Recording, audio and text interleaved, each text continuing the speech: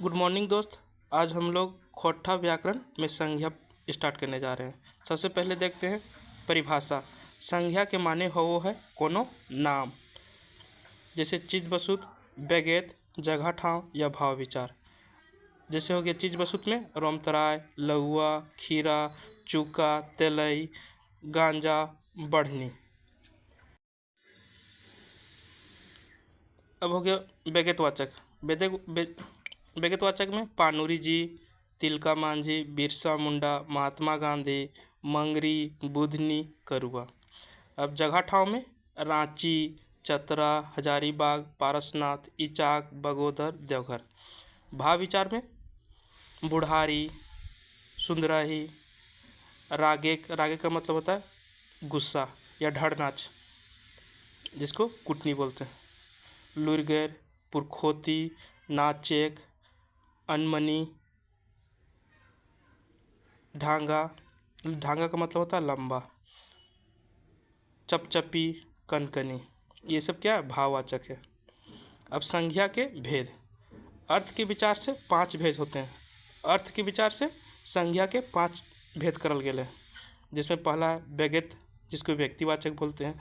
दूसरा है जातवाचक, जिसको जातिवाचक बोलते हैं। गोठवाचक को हिंदी में समूहवाचक बोलते हैं।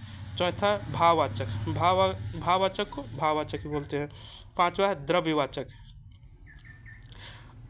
अब बेगेतवाचक का पहला में बेगेतवाचक बेगेत या जगह ठाव या जिनिस मतलब होता है कोई चीज़, जैसे दामोदर, हरि, पूरब, पारसनाथ, चैत, करम, छठ, खोट्ठा, नागपुरी। बेगेतवाचक के संज्ञा के केगो रूप है, जैसे व्यक्ति के नाम हीरामन, विनोद, गंगिया। फिर दिशा के नाम पूरब, पश्चिम, उत्तर, दक्षिण। देशे के नाम भारत, नेपाल, पाकिस्तान, भूटान। फिर भाषा के नाम खोट्ठा, संथाली, मुंडारी, नागपुरी।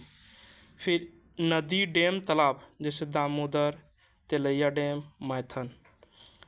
पहाड़ या टोंगरी, जैसे पारसनाथ, कुलवा पहाड़। गाँवे घर के नाम, जैसे रामगढ़, गोमो, करोजिया, चंदवारा, हजारीबाग, बनागढ़, चेटर, मांडू, चतरा। जैसे किताब, समाचार पत्र, पत्रिका, जैसे तितकी, दामोदर कोराएँ, जिंदगी ठो, लुआठी। ये सब क्या है? किताब है और पत्र पत्रिकाएँ भी। ऐतिहासिक लड़ाई, जैसे हो विद्रोह, संथाल विद्रोह। दिन महीना का नाम एतवार, सोमवार, मंगर, चैत, बैसाख, जेठ, आषाढ़। ये सब दिन भी है और महीना भी। त्यौहार टूसू परब, करम, सोहराय, छठ, होली, ईद, क्रिसमस। अब आ जाते हैं जातवाचक संज्ञा। जे संज्ञा ले एक की लखे बहुत बा बेगेत के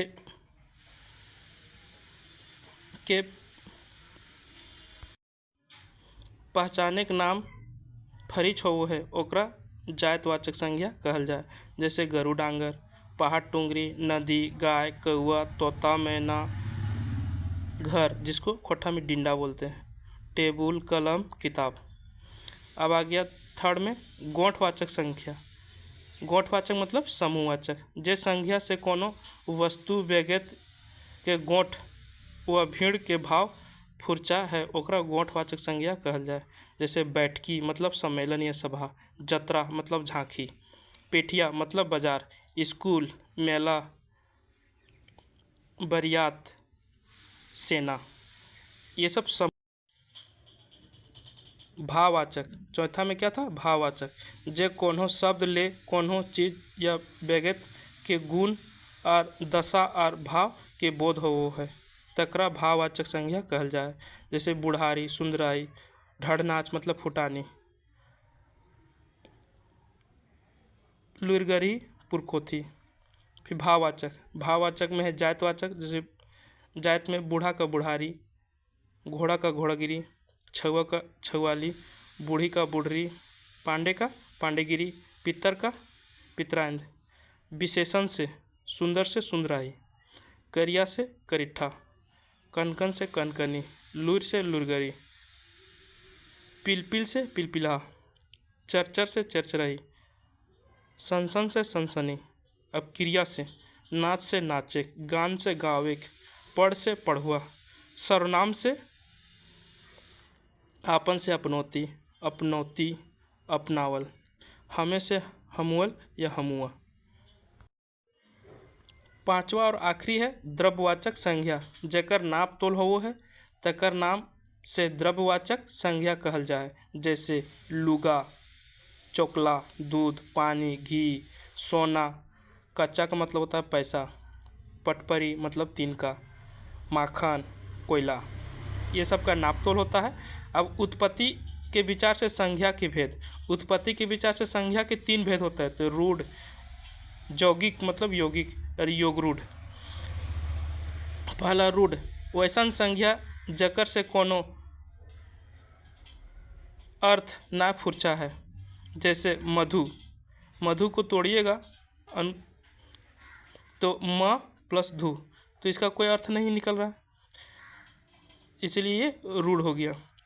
यौगिक, वैसन संज्ञा जकर खंड कर ले सार्थक भेंट होवे यानी इसका अर्थ निकलता हो। जैसे मधुशाला, तो हो गया मधु प्लस शाला, मधु का मतलब मीठा होता है। विद्यालय, विद्या जोड़ आले। धर्मशाला, धर्म प्लस आले, धर्म प्लस शाला, धर्मशाला। इसका अर्थ निकल रहा है इसलिए यौगिक हो गया, इसका अर्थ नहीं निकल रहा था इसलिए रूढ़ हो गया। अब जोगरूढ़, वैसन संज्ञा जकर खंड सार्थक हो है मेंतुक अर्थ न अर्थ खंड शब्द के अर्थ से फर्क हो है। जैसे वीणा पानी, वीणा प्लस पानी अर्थात सरस्वती। लंबोदर, लंबा प्लस उदर अर्थात गणेश। चतुरानन, चतुर जोड़ आनंद अर्थात विष्णु। वीडियो देखने के लिए थैंक यू।